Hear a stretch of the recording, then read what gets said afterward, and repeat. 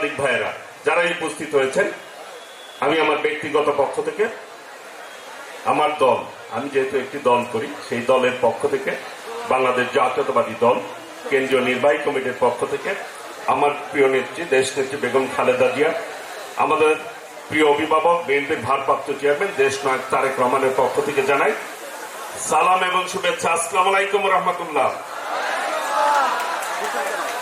দুইজন বক্তব্য রেখেছেন। এই প্রজন্মের মেধাবী ছাত্র এবং একজন ছাত্রী, তাদের কথা কি ভালো লেগেছে? আমরা এই টাঙ্গাইলে এই প্রথম কিন্তু এই ধরনের একটি প্রোগ্রাম করছি। এখানে বিএনপির অনেক সিনিয়র নেতৃবৃন্দ বসে আছে, তারা কিন্তু আপনাদের কথা শুনছে। তো এই যে আমাদের টাঙ্গাইল ব্যানারে আমরা প্রোগ্রাম করছি, তাই না? এই নামটি কি ভালো হয়েছে না খারাপ হয়েছে? ভালো হয়েছে। আজকে আমরা যারা এই টাঙ্গাইলের সন্তান, আমি কমার্স ব্যাকগ্রাউন্ড আমার। আমি যখন ম্যাট্রিক পরীক্ষা দেই তখন কিন্তু আমি 3 মার্কের জন্য ফার্স্ট ডিভিশন পাই নাই। তো তখন হয়েছে কমার্স এবং আর্টস থেকে ফার্স্ট ডিভিশন পাওয়াটা খুব কষ্ট ছিল। তখন কিন্তু এমসিকিউ পদ্ধতি ছিল না। তো আমি এরপর ঢাকায় গেলাম, সিটি কলেজে আমি কমার্সে ভর্তি হলাম। আমার টার্গেট ছিল যে এখানে কমার্স ব্যাকগ্রাউন্ডের কেউ আছে? কমার্সের কেউ আছে? নেই। কমার্সের একটা সাবজেক্ট আছে হিসাব বিজ্ঞান বলে, তো এটার একটা ব্যালেন্স শিট মিলাতে হয়, খুব কষ্ট। একবারে না মিললে পরীক্ষার মধ্যে সেটা আর মিলানো যায় না। তো ইন্টারমিডিয়েট পরীক্ষা দিলাম, তো প্রথম চান্সে আমি আমার ওই ব্যালেন্স শিট আর কি হিসাব বিজ্ঞান অ্যাকাউন্টের যেটা সাবজেক্ট আমি আল্লাহর রহমতে মিলাতে পারলাম, এবং আমি তখন 80-র ঊর্ধ্বে পেলে স্টার মার্ক বলা হতো আর কি। তো স্টার মার্কও পেলাম আল্লাহর রহমতে, এবং ফার্স্ট ডিভিশনে পেলাম ভালো মার্ক নিয়ে। এরপরে ঢাকা বিশ্ববিদ্যালয় আমি মার্কেটিং এ ভর্তি হয়েছি। যেহেতু মার্কেটিং এ ভর্তি হয়েছি, মার্কেটিং কোন পণ্যের বাজারে বিক্রি করার ক্ষেত্রে, যে কোনো পণ্য উৎপাদন করলেন সেইটা ভোক্তার কাছে পৌঁছানো, এটা কিন্তু একটা বিভিন্ন আইডিয়াতে পৌঁছাইতে হয়। তো রাজনীতির সাথে এবং মার্কেটিং এর সাথে কিন্তু একটি যোগসূত্র আছে। এরপরে রাজনীতি, ছাত্র জীবন থেকে রাজনীতি করলাম। আমি যখন হলে ছিলাম, আমি হলের চিফ ছিলাম। আমার ফ্যাকাল্টিতেও আমি চিফ ছিলাম, সভাপতি ছিলাম। আমি ঢাকা বিশ্ববিদ্যালয়ে সংগঠন করতাম জাতীয়তাবাদী ছাত্র দল, ওই জায়গায় আমি চিফ ছিলাম, আহ্বায়ক ছিলাম। সবার উপরের পদটা আমি পেয়েছি আল্লাহর রহমতে, আপনাদের দোয়ায়। তো আমি যখন এই ছাত্র সংগঠনের সর্বোচ্চ পদেও আমি ছিলাম। এরপরে যুব সংগঠন করেছি, যুব সংগঠনেরও 2টা পদেই আমি ছিলাম। তো পাওয়ার ক্ষেত্রে একটি আগ্রহ লাগে, লক্ষ্য রাখে। বলার উদ্দেশ্য হচ্ছে, আপনি যদি টার্গেট করেন এবং ওই টার্গেট অনুযায়ী যদি আপনি পরিশ্রম করেন, আপনি সফলতা পাবেন। এই যে আজকে এত জিপিএ 5 পেয়েছেন, আপনাদের কিন্তু টার্গেট ছিল যে আমি এটা অ্যাচিভ করতে হবে, তাই না? সবার এই অ্যাচিভমেন্ট ছিল না, যে টার্গেট ছিল না? টার্গেট ছিল না কার? সবার ছিল। এখানে যেভাবে আমাকে উপস্থাপন করা হয়েছে, আমি ওই রকম না। আমি আইডিয়া বিল্ড আপ করে কাজ করার চেষ্টা করি। যেহেতু টাঙ্গাইলের সন্তান, টাঙ্গাইলে বড় হয়েছি, ঢাকাতে এখন অবস্থান করি, সেই জন্য টাঙ্গাইলের প্রতি আলাদা একটা মায়া এবং মহব্বত সবসময় আছে যে যা করব টাঙ্গাইলকে ঘিরেই করব, চেষ্টা করব টাঙ্গাইলকে উন্নতি করতে বা উন্নয়নের শিখরে নিতে। প্রিয় ভাইরা, আমি গতকাল যখন এই প্রোগ্রামে আসব তার পূর্বে আমার পার্টির প্রধান, আমাদের ভারপ্রাপ্ত চেয়ারম্যান দেশনায়ক তারেক রহমানের সাথে কথা বললাম যে আগামীকাল জিপিএ প্রাপ্ত এসএসসিতে তাদেরকে একটি সম্বর্ধনা দিব, সেই প্রোগ্রামটি রয়েছে। আমি শর্মা এবং সিয়ামের কথা বলেছি, এই দুইজনকে আমি গেস্ট করব। উনি অত্যন্ত সাধুবাদ জানিয়েছেন এবং আমাকে এই প্রোগ্রামের ব্যাপারে উৎসাহ দান করেছেন। এই মেধাবীদেরকে তাদেরকে আরো উৎসাহিত করার জন্য এই বিএনপির মধ্যেই এই টেন্ডেন্সি রয়েছে। আমাদের আদর্শের জনক শহীদ রাষ্ট্রপতি জিয়াউর রহমান, জিয়াউর রহমান সম্পর্কে তো সবাই জানেন, স্বাধীনতার মহান ঘোষক নাকি? শহীদ রাষ্ট্রপতি জিয়াউর রহমান কিন্তু এরকম মেধাবীদেরকে নিয়ে হিজবুল বাহারে গিয়েছিলেন তাদেরকে উৎসাহ দেওয়ার জন্য, যাতে করে তারা আরো বেশি ভালো করে এবং দেশের জন্য কাজ করে। আমাদের নেত্রী দেশনেত্রী বেগম খালেদা জিয়া, এই যে নারী শিক্ষার্থী কিন্তু এখন বেশি, এর পিছনে অবদান কিন্তু দেশনেত্রী বেগম খালেদা জিয়ার, তাই না বোনেরা? কারণ অবৈতনিক শিক্ষা ব্যবস্থা চালু করেছেন দেশনেত্রী বেগম খালেদা জিয়া। এই যে বিনা বেতনে যাতে ছাত্রীরা পড়ালেখা করতে পারে সেই ব্যবস্থাটা দেশনেত্রী বেগম খালেদা জিয়া করেছে। আজকে এই আগামীর বাংলাদেশটি আপনারা কিরকম টাঙ্গাইল চান বলেন তো? কিরকম চান?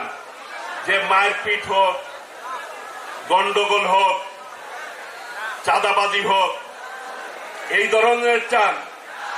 যে মারাই বাচ্চার স্কুলে যাবে, স্কুলে যাওয়ার পথে হয়তো কারো দ্বারা লাঞ্ছিত হওয়ার হবে, এটি কি চান আপনারা? আমরা চাই কি নিরাপদ টাঙ্গাইল চাই না নাকি? এবং এই নিরাপদ টাঙ্গাইল চাই আমরা, এবং সকলে মিলে আমরা এটাকে গড়ে তুলতে চাই। আমি বেশি কথা বলবো না, আমি শুধু বলতে চাই যে এই যে 2 বছর আজকের এই সম্বর্ধনা দেওয়ার উদ্দেশ্য হচ্ছে আগামী 2 বছর যাতে তোমরা ভালো করে লেখাপড়া করে ইন্টারমিডিয়েটেও ভালো করো, এবং এই 2 জনকে আনার উদ্দেশ্য হচ্ছে ওদের মতো কেউ মেডিকেল, কেউ বুয়েট, কেউ ঢাকা বিশ্ববিদ্যালয়, সবার রেজাল্ট যাতে ভালো হয় সেই টেন্ডেন্সি নিয়ে যাতে তোমরা পড়ালেখা করো, সেই জন্যই তো আজকে এদেরকে আনা। মানুষ কিন্তু কাউরে দেখে অনুপ্রাণিত হয় নাকি? একজন যদি ভালো খেলোয়াড়, তার যে খেলতে চায়, যে এইখানে তোমাদের মধ্যে থেকে একজন বক্তব্য রাখলেন যে যেই দিকে মনোযোগী হয় তাকে যাতে সেই দিকেই দেওয়া হয়, খেলার পরিবেশ তৈরি করতে দেওয়া যাতে আমরা দেই, সেই ব্যাপারে পরিবেশ তৈরি করা। ওর বক্তৃতার সময় আমি লিখছিলাম, তো আমার একটি কথা মনে পড়ছিল, আমার মেয়ে এ লেভেলে পড়ে, ও লেভেল দিয়েছে, ও বায়োলজিতে অনেক ভালো, কিন্তু ও কোনোভাবে, ওর মার ইচ্ছা হচ্ছে ওকে মেডিকেল পড়াবে, কিন্তু ও মেডিকেলে যাবে না, ওর কথা হচ্ছে ও ব্যারিস্টারি পড়বে। তো আমি এর মধ্যে একদিন ওর সাথে কথা বললাম যে মা তুমি তো, ওর স্যারও বলতেছে যে ও তো বায়োলজিতে 95 পায়, কেন ও বায়োলজি পড়বে না, মেডিকেলে পড়লে ভালো করবে। তো ওর ইচ্ছা আছে। পরে আমি বলছি যে এ লেভেল দাও, তুমি যেটা প্রেফার করবে তুমি ওইটাই করবে। এরপরে ওর মোটামুটি ও ওই আশ্বস্ত হয়েছে যে না ঠিক আছে। তো এইরকম হয়, গার্জেন একটা চায়, বাচ্চারা আর একটা চায়। কাজে আমরা এই যুগে আমাদের বাচ্চাদেরকে প্রাধান্য দিব, কিন্তু বাচ্চারা যাতে বুঝে যে আমার উপরে যেহেতু মা বাবা আমার পছন্দটা ছেড়েছে, আমারও মা বাবার প্রতি দায়িত্বশীল বেশি হওয়া উচিত নাকি। এবং আমি যদি ইচ্ছে করে একটা সাবজেক্টের দিকে যাই, তাহলে কি আমার আরো বেশি মনোযোগী হওয়া উচিত নাকি। কাজে আমি বেশি কথা বলবো না, আমি সবার উত্তর শুভকামনা করছি। এবং আমি তোমাদেরকে একটি বই দিব, আমাদের এই যে প্রফেসর জে আলী, আমি সংক্ষেপে বলি জে আলী, এই টাঙ্গাইলের সন্তান, আজকে আল্লাহ রহমতে অনেক ভালো করেছে, অনেকগুলি বই লিখেছে, সেই জন্য ওর বইগুলিও আমি তোমাদেরকে উপহার দিব। পাশাপাশি আমি যেহেতু মার্কেটিং এর ছাত্র, আমার দল সম্পর্কে তো একটু মার্কেটিং করতে চাই নাকি, সুযোগ পাবো? ধন্যবাদ।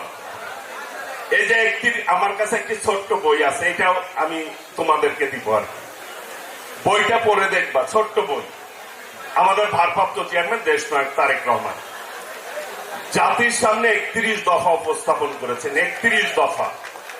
আমি এর থেকে 2টি দফা বলে, কারণ বই এই বুকলেটটি যেহেতু তোমাদেরকে দিব, তোমরা পড়ে নিবে।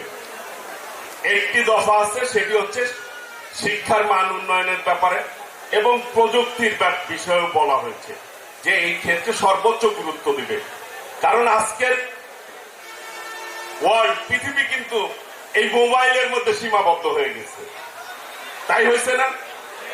আপনি ভূগোলে যান, যে কোনো বিষয়ে, ঢাকা শহরে অ্যাপস এর মাধ্যমে ওভার খুঁজে পাওয়া যায়, গাড়ি রাখার প্রয়োজন হয় না, কিন্তু ওভারের মধ্যেই, মোবাইলের মধ্যে গাড়ি আছে। ফোনের বিল দিতে চান, ব্যাংকের বিল দিতে চান, স্কুলের বেতন দিতে চান, বাজারে কেনাকাটা করতে যান, সবই কিন্তু এই মোবাইল দিয়েই করা যায় এখন।